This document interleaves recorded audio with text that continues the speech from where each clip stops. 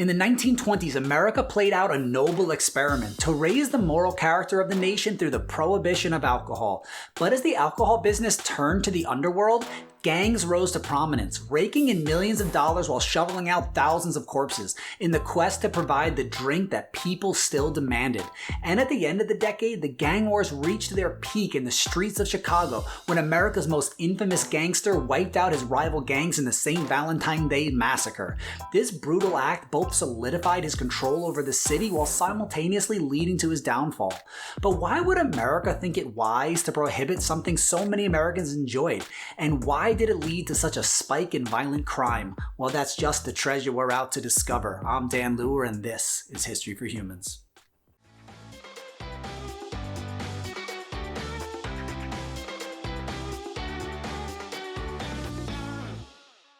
Prohibition and temperance had a long history in America, dating back to long before when it finally came into effect in the 1920s. The temperance movement, which at first just sought to temper or reduce the amount of alcohol being consumed, originated during the antebellum era in the early 19th century. Then, during the progressive era, when reformers once again were trying to rid the evils out of American society, it re-emerged with great force. But before we go any further, our exploration question for today's story lecture is, what were the causes of prohibition and how did it impact America during the 1920s? So try to keep your mind focused on that as we go through this story lecture. So why this war against alcohol to begin with? Well, heavy drinking does bear heavy burdens on society. It always has, and it always will. And if you think Americans today drink a lot, they do. They used to drink much more, as much as 3 times as much. It was alcohol that seemed to lock so many working class families in poverty, as the working father would head to the saloon to spend his hard-saved earnings at the end of a long day, at the expense of his family. And alcohol abuse sometimes led to the violent abuse of women and children. With drinking being the province of men, it's no wonder why women largely led the fight against the saloon. The nation's most active group was the Women's Christian Temperance Union, or WCTU. The WCTU was active for decades in their fight against alcohol. Most of their efforts went to lobbying politicians and urging men to abstain from devil water. And the WCTU and other temperance organizations eventually succeeded when Congress passed and then the states ratified the 18th Amendment to the Constitution, which prohibited the manufacture and sale of alcohol in the country. Up to this moment, amendments in almost all parts of the Constitution were written to increase and secure individual freedoms and liberty. But in stark contrast, the 18th or Prohibition Amendment would limit freedoms, limit individual choice and personal responsibility. And in order to enable the federal government to enforce prohibition, Congress passed the Volstead Act. And the Volstead Act provided for thousands of new federal officers who were then supported by other state agents as well to enforce prohibition. But these men were often underpaid and susceptible to bribery from the thugs who we're going to meet in a moment. But still, throughout the 20s, these officers went up and down and across the country making arrests, seizing bootleg booze, and raiding the efforts of small individual producers and large-scale manufacturers as well. But still yet, Prohibition opened almost unlimited opportunities for those skilled and practiced in crime and violence, and throughout the 20s there was a country for the taking. Alfonso Capone was born to an Italian immigrant family in Brooklyn, New York in 1899. He left school after a violent confrontation with a teacher at the age of 14, but what he definitely lacked in book smarts throughout his life, he more than made up for with street smarts. He was baptized early into the gang world as a member of the St. James Boys under Johnny Torrio. Johnny Torrio would become his lifelong mentor and helped him rise up the ranks of organized crime. And one day when Capone insulted another gang member's sister, he was slashed across the face with a knife, leaving him with a scar across his cheeks and the nickname Scarface. In 1919, Torrio invited Capone to join him in Chicago, where Torrio was working with the Southside Italian mob that was mostly making their money from brothels and robbery at the time. Capone served as his bodyguard, enforcer, and confidant, and was known to get his hands dirty when he needed to. When Prohibition hit in 1920, Torrio saw the opportunities in controlling the liquor business, but his boss, Colissimo, disagreed and he stood in the way, so he had to go. Now, no one really knows who murdered him. Some say it was Capone himself who might have been the gunman, but like most of the gang-related crime and murder of the time, it went unsolved. So Torrio then stepped into the position of boss of the most powerful gang in the city, and once there, he actually hoped to avoid costly wars with rivals and instead looked to find a way to divide up the territory peacefully. With Capone by his side, they began raking in millions. Crime began to pay more and more as the American people during the Jazz Age demanded a buzz and they didn't care from whence it came. Prohibition was going to be the dawn of a new day in America, but what the hopeful reformers who generated this noble experiment didn't realize was, you can't simply legislate away a thirst. Alcohol was as American as apple pie. Even the strict and severe Puritans came over on the Mayflower with barrels of beer in the hull. Many of the Founding Fathers distilled their own liquors, and after writing the Constitution, Washington went out for a night to celebrate with some of his former troops on the bender that began America, as Steve Hendricks put it, and left behind this impressive bar tab for the 55 men in his party. 54 bottles of Madeira wine, 60 bottles of Claret, 22 bottles of porter, 12 bottles of beer, 8 bottles of cider, and 7 large bowls of punch. It was thirsty work building a country. And in the 1920s, they had an equally matched taste for tonic. The jazz, the movies and Model Ts, the freewheeling flappers and booming economy, and the fact that it was prohibited only sweetened the temptation. As Twain stated, the more things are prohibited, the more popular they become. Though Prohibition ended the saloon, it birthed the speakeasy. Every town had their own. Big cities had dozens. Hidden bars posed as flower shops or canneries, but behind closed doors the parties were roaring. And often they were not secrets at all. Bribed police officers would look the other way and even tip off owners when Prohibition agents planned a raid. And whereas the legal saloon was a male-only arena, the speakeasy opened the door to women. And in that way, Prohibition had the unintended equalizing effect of male and female being arm in arm, locked and loaded, together in criminal pursuit. Jack and Jill went up the hill to fetch a pail of ale.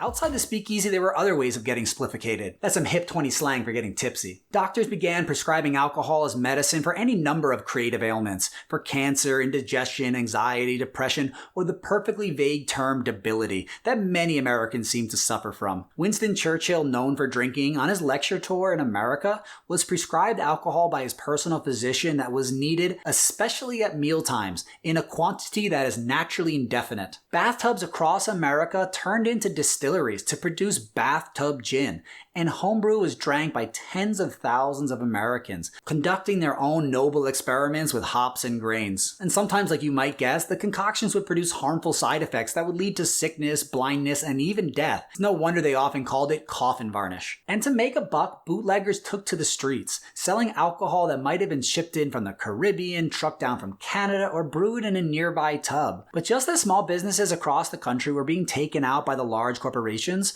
small-time crooks were being pushed out and smothered by the big-time smugglers, and the cream of the crooks was about to make his stand in Chicago's gang wars.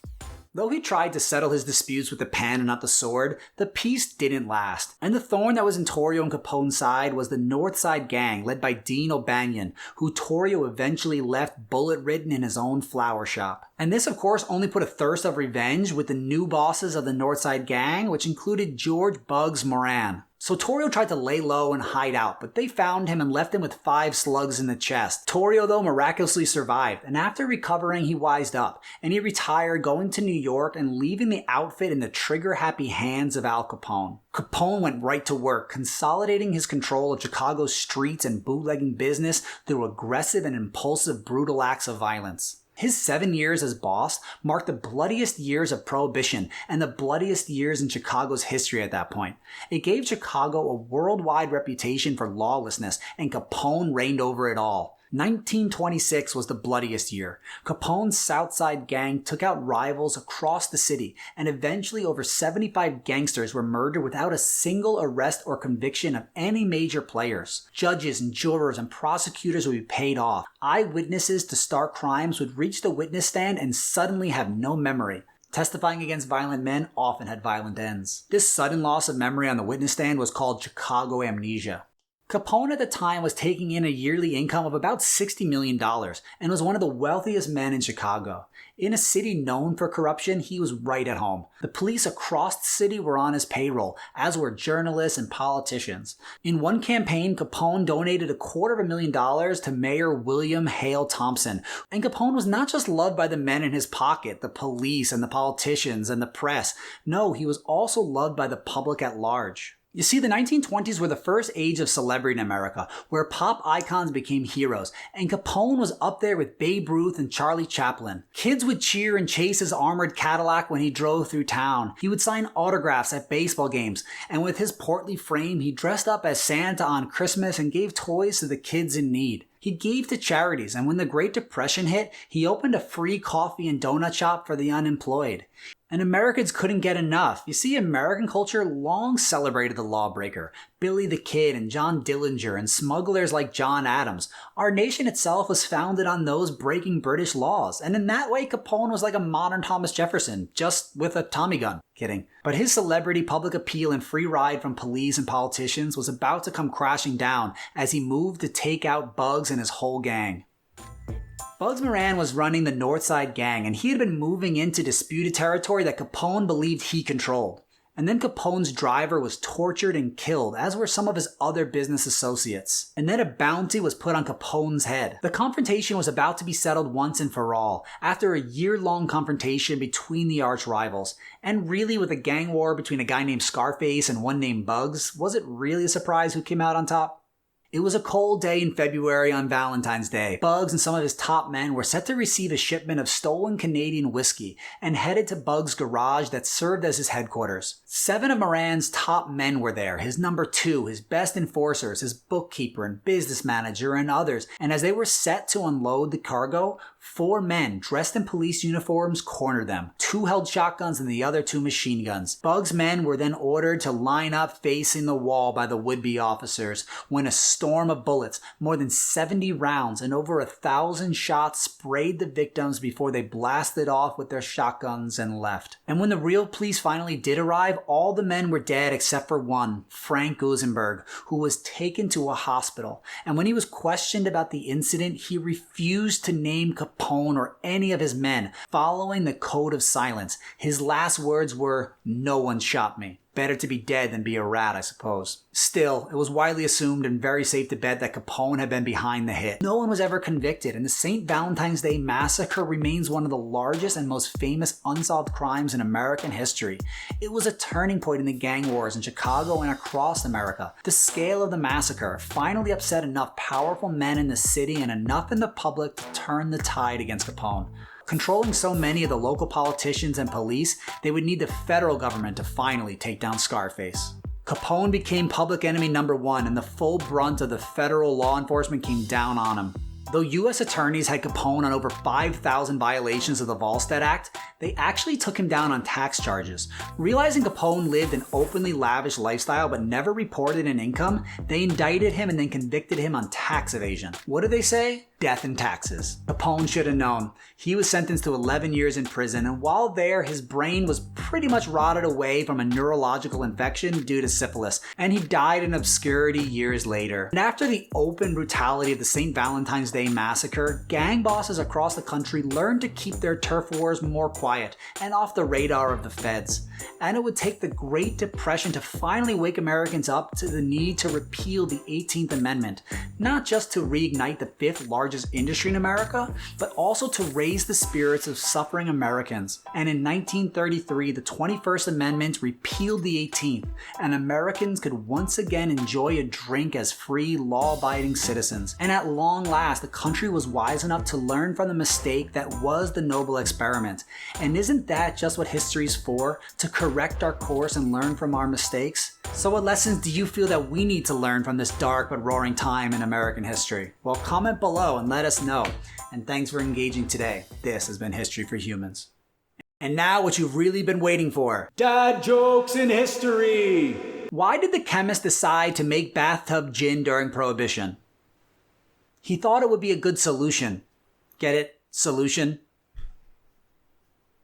That one had some science and history in it. But for real, if you laughed or scoffed, or better yet, if you just enjoyed the whole episode, could you just take 2 seconds and click that thumbs up and show it? It's a small donation. It doesn't cost you anything, but it really helps us move forward. And if you subscribe, you can get more episodes of relevant and powerful history and help us move forward together. You can also head over to our website and engage in discussions with students from around the country. And if you're doing a learning activity, hang out because we got instructions in just a sec. Okay guys, for this lesson you get a few different ways to show your learning and get those neurons firing. The big question is going to be, why did people support and why did others oppose Prohibition? So what you're first going to do is analyze 2 political cartoons, and then you're going to read 3 short but awesome primary sources and answer some questions that go with them. Because those primary sources were written 100 years ago, you might have to reread them a couple of times to really understand what they're saying, but don't be afraid to go through it a couple of times. And then you're going to put together what you learned in a creative and unique way by creating a short but catchy slogan that is in support of Prohibition and another that's to repeal Prohibition. So use what you learned from those sources and drop an anvil on this one and crush it.